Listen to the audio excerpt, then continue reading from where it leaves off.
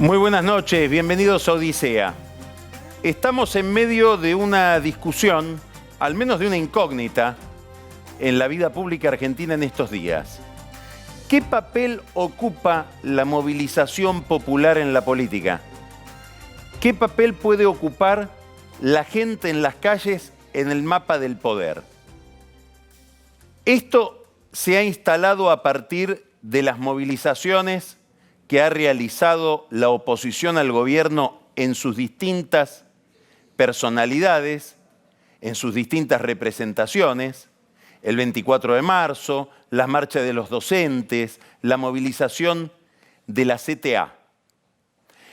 Y se reaviva el debate por las marchas que hubo en la capital y en distintos lugares del país este sábado en apoyo del gobierno o por lo menos en repudio de lo otro.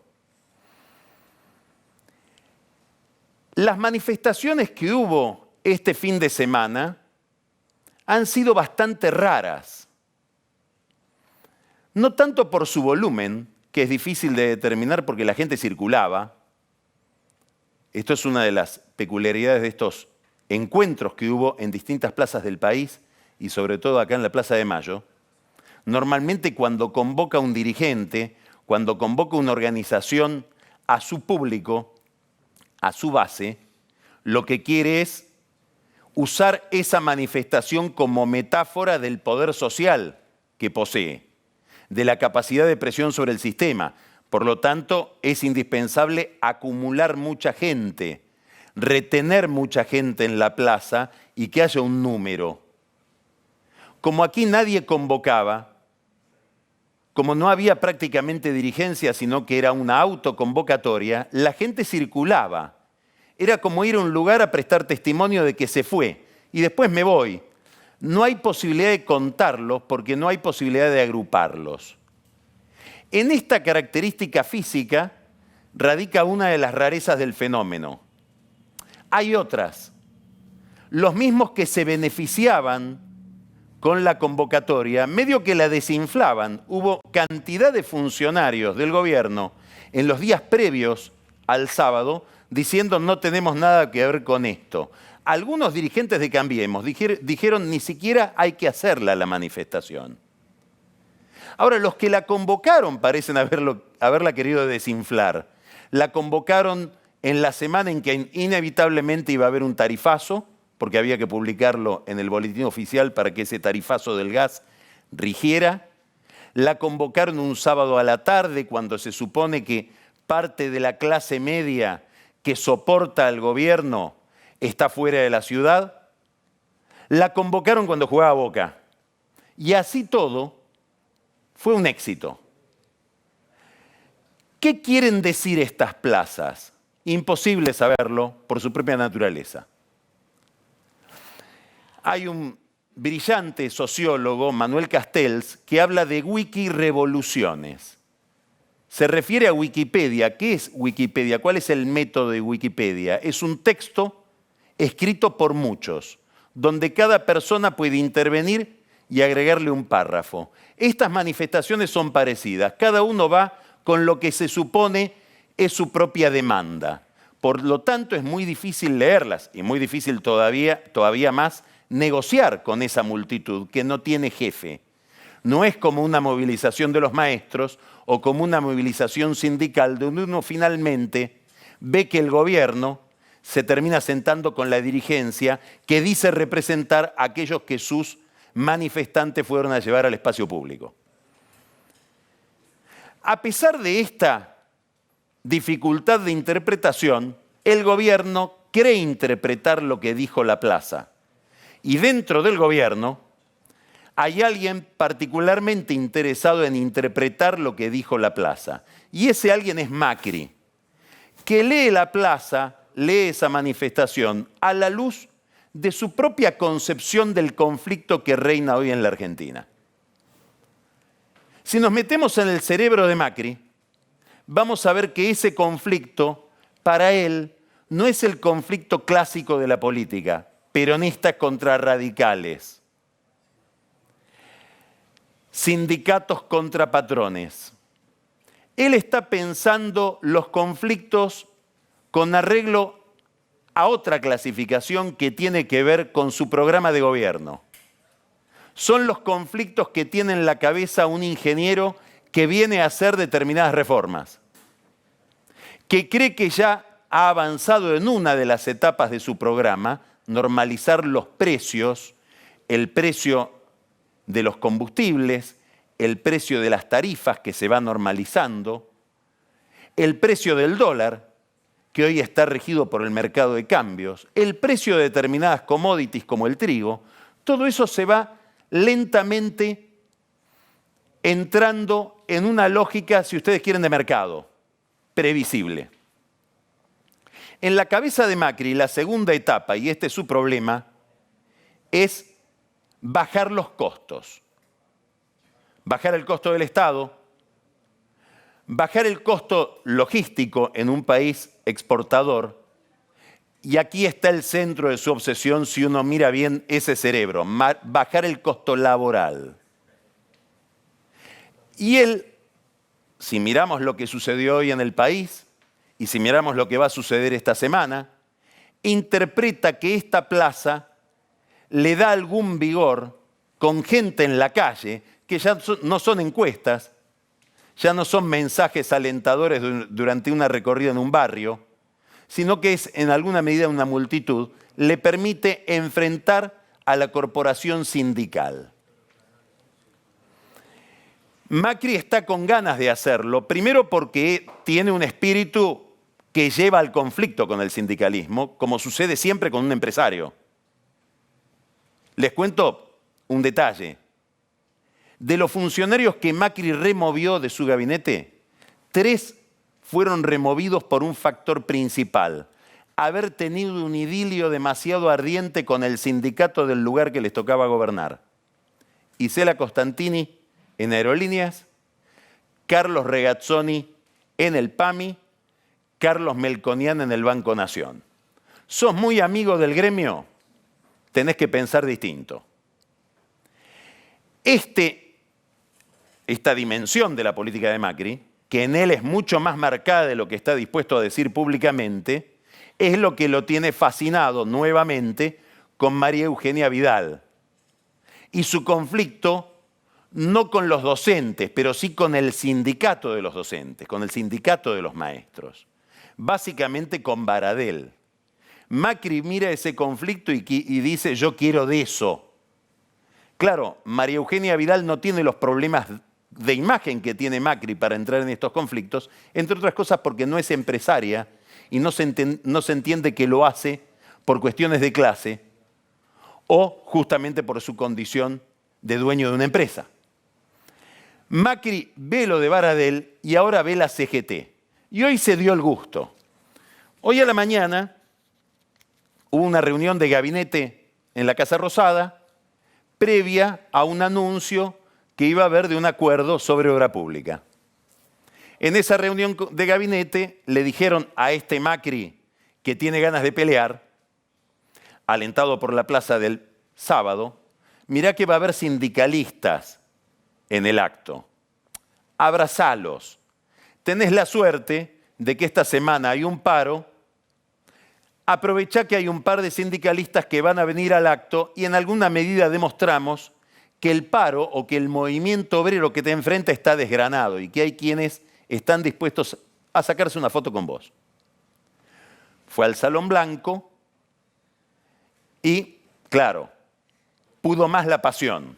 En determinado momento de su discurso, estaba ahí Gerardo Martínez, Unión Obrera de la Construcción, estaba José Luis Lingeri, Mr. Cloro, ligado a obras sanitarias, y les dijo: el paro que ustedes van a hacer esta semana no sirve de nada, no lo entiendo, nos va a hacer perder 15.000 millones de pesos. Y de paso habló de mafias. Ellos entendieron que estaban hablando de ellos. Después hubo comunicaciones con funcionarios, la verdad que fue una macana, no tendríamos que haber ido tan lejos. Finalmente ustedes estaban acá para colaborar y él lo castigó. Pero lo cierto es que planteó el conflicto con quienes esta semana este jueves van a realizar una medida de fuerza. Esto nos está diciendo algo más. Quienes hablan con Macri lo han escuchado en el último mes decir: se acabó la etapa Gandhi. Tengo que plantear algunas confrontaciones, el diálogo tiene un límite y si no me defiendo yo, no hay quien me vaya a defender.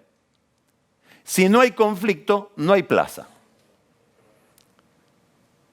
Macri sabe que trabaja, sobre todo cuando habló con estos dos sindicalistas hoy, los dos iban a festejar un acuerdo que tiene que ver con la construcción. Gerardo Martínez porque es del gremio de la construcción.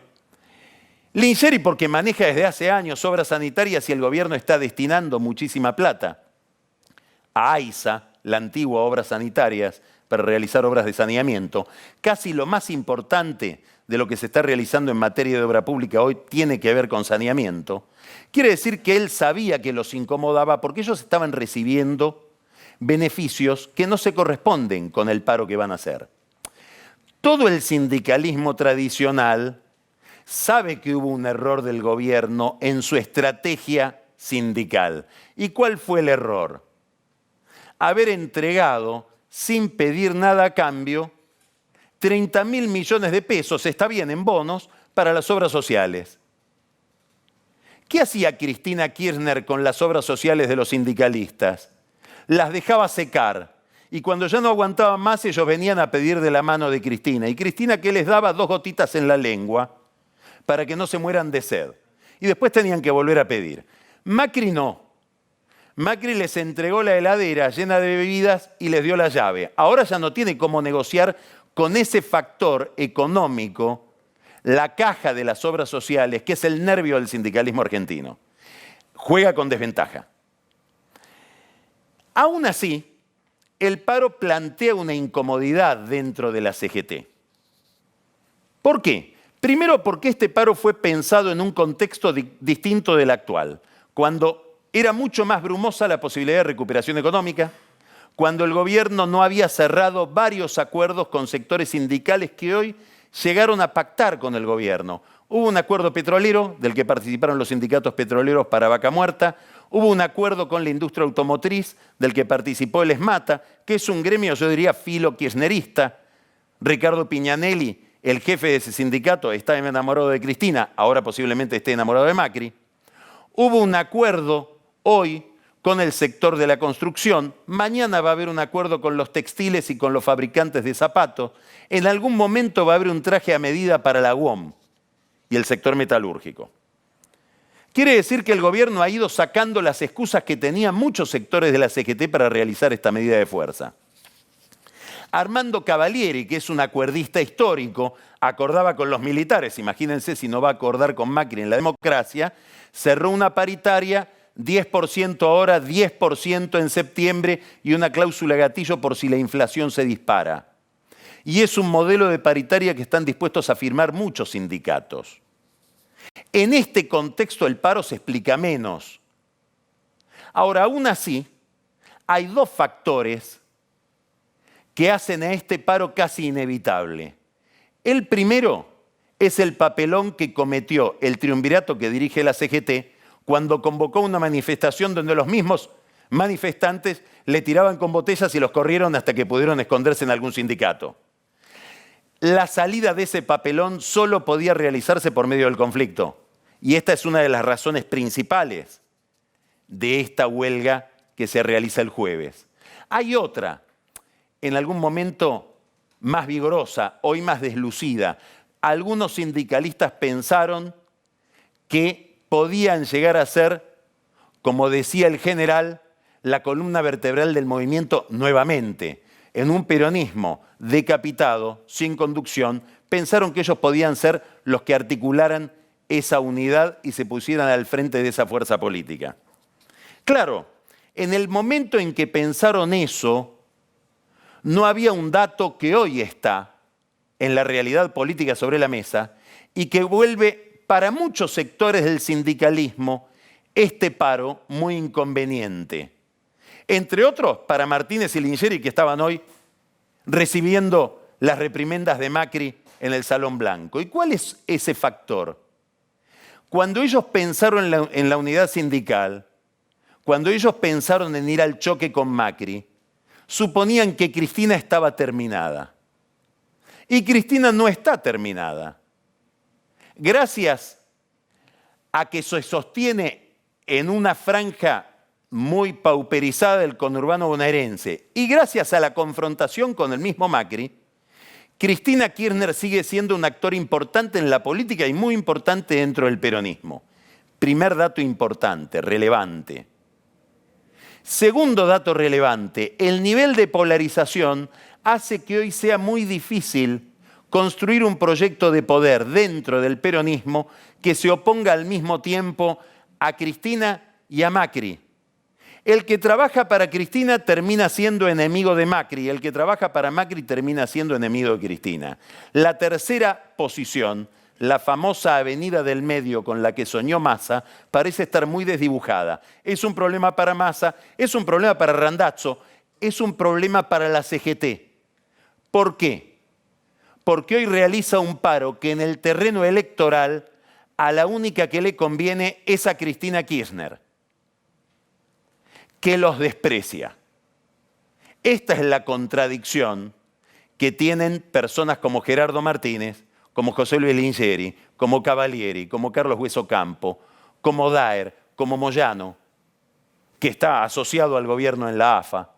¿Cuál es la contradicción? Estamos trabajando involuntariamente para alguien, la expresidenta, que si gana, a los primeros que va a castigar es a nosotros. Esto es tan así que si uno pudiera preguntarle a Cristina Kirchner sinceramente con qué sector del sindicalismo está con la CTA, que es la izquierda populista, no está con los gordos de la CGT, que son para la izquierda la burocracia sindical. Y la prueba está en que muchos dirigentes sindicales de la CGT, admiradores de Cristina, como Francisco Gutiérrez de la UOM de Quilmes, terminaron yendo al acto de la CTA. ¿Cuál es la pregunta final? ¿Hasta dónde esta incomodidad se va a mantener en el tiempo? ¿Hasta dónde un grupo de sindicatos que se sienten más cómodos hablando de los negocios del mercado con Macri van a seguir trabajando para Cristina Kirchner? La pregunta es, ¿hasta dónde va a haber unidad de la CGT? Y es una pregunta que va a estar instalada al día siguiente de este jueves, que es el día del paro.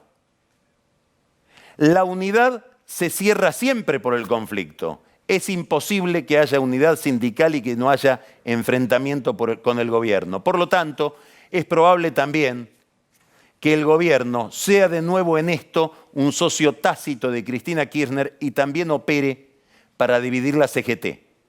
Como estuvo dividida frente a los militares en la década del 60, Bandor contra Ongaro, como estuvo dividida en la época de Alfonsín, Ubaldini versus Alderete, que llegó a ser ministro de Trabajo, como estuvo dividida con Menem entre el mismo Ubaldini, Luis Barrio Nuevo, que le recomendó al presidente al comienzo de este gobierno, no trates de unificar la CGT porque va a ir en contra tuyo, y Jorge Triaca padre, el padre del actual ministro de Trabajo, que fue el ministro de Trabajo de aquella división sindical que le permitió a Menem iniciar la reforma del Estado. Esta es la pregunta para el 7 de abril, el día después.